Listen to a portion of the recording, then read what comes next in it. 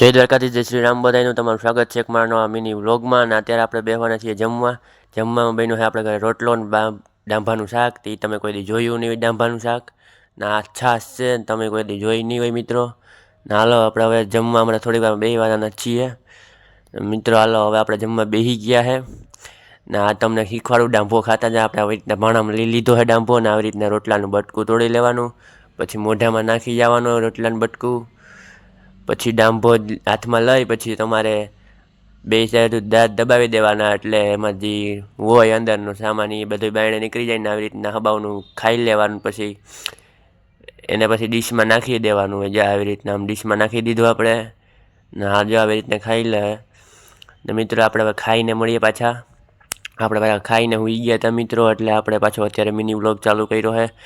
ને હાલનો આપણે હવે અહીંયા મિની વ્લોગ આપણે પૂરો કરીએ ને પાછા મળશું નવા મિની વ્લોગમાં. ત્યાં સુધી બધાને જય દ્વારકાધીશ, જય શ્રી રામ બધાને. ને આપણે ઇન્સ્ટાગ્રામ આઈડીમાં નવા હોય તો ફોલો કરતા જાજો અને યુટ્યુબ ચેનલમાં નવા હોય તો સબસ્ક્રાઈબ કરતા જાજો મિત્રો.